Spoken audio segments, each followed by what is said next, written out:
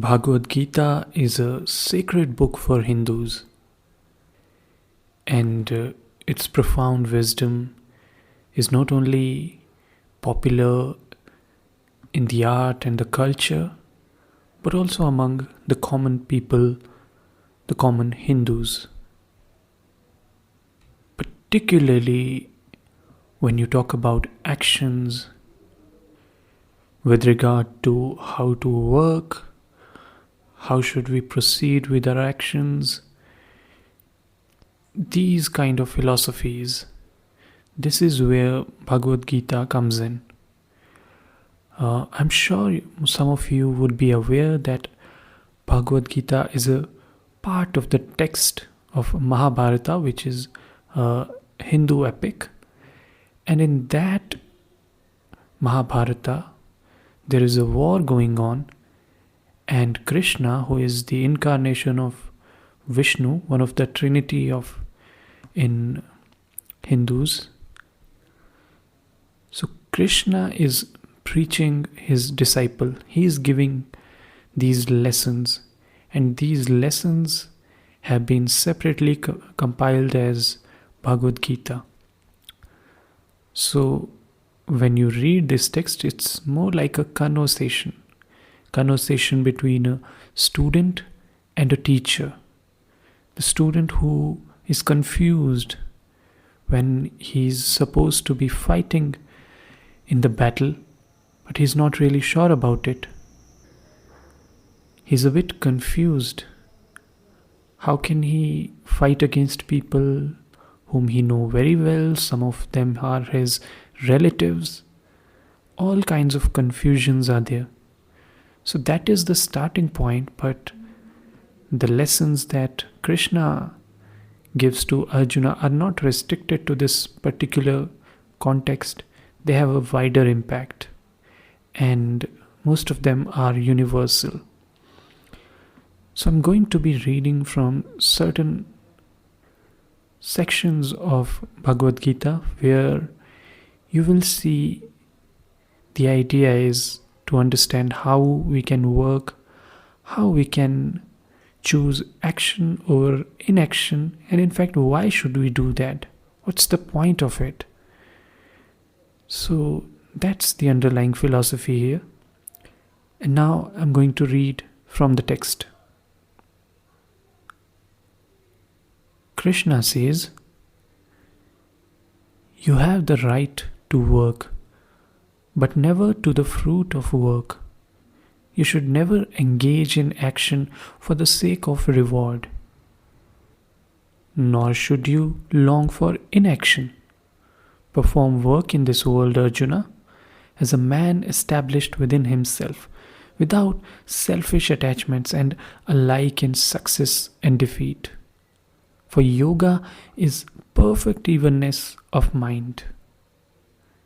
Seek refuge in the attitude of detachment, and you will amass the wealth of spiritual awareness.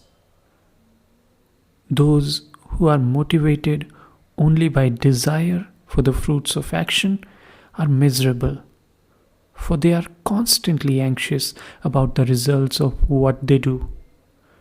When consciousness is unified, however, all vain anxiety is left behind. There is no cause for worry, whether things go well or ill. Therefore, devote yourself to the disciplines of yoga, for yoga is skill in action. The wise unify their consciousness and abandon attachment to the fruits of action, which binds a person to continual rebirth. Thus they attain a state beyond all evil.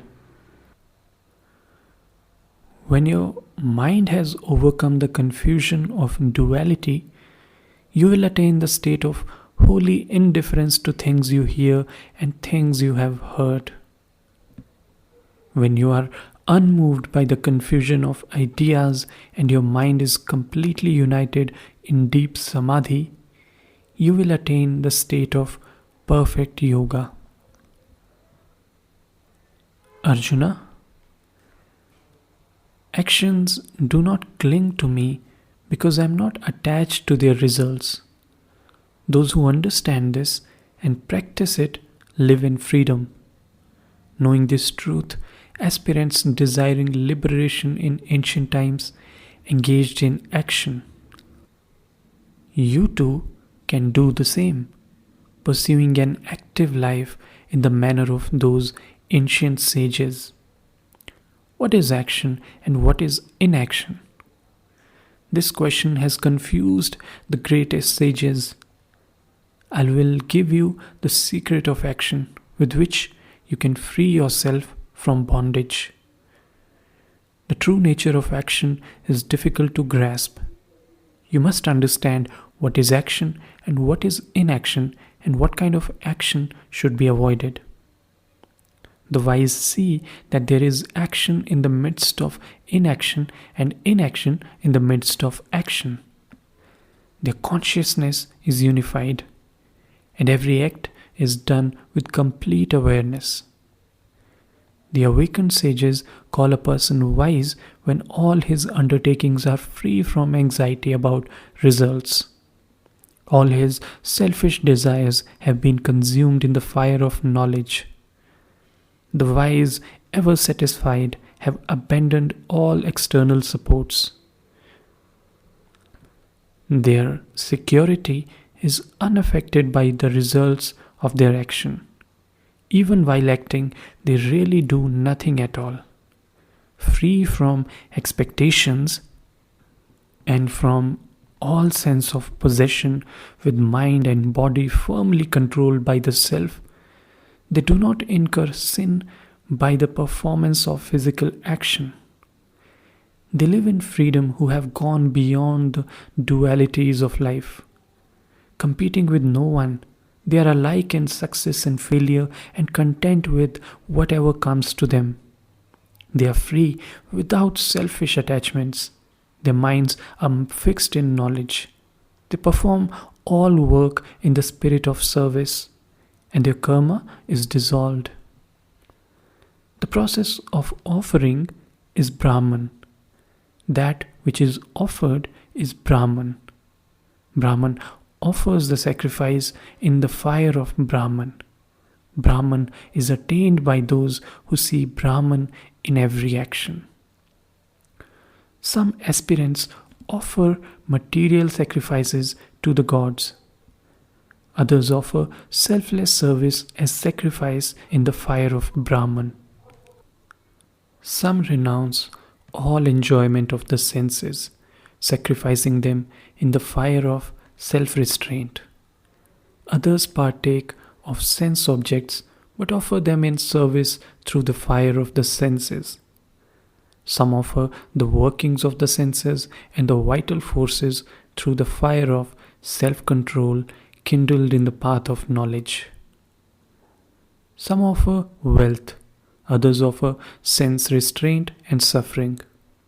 Some take vows and offer knowledge and study of the scriptures. And some make the offering of meditation. Some offer the forces of vitality, regulating their inhalation and exhalation, and thus gain control over these forces. Others offer the forces of vitality through restraint of their senses. All these understand the meaning of service and will be cleansed of their impurities.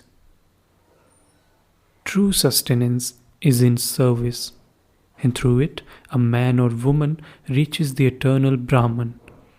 But those who do not seek to serve are without a home in this world. Arjuna, how can they be at home in any world to come? These offerings are born of work, and each guides mankind along a path to Brahman.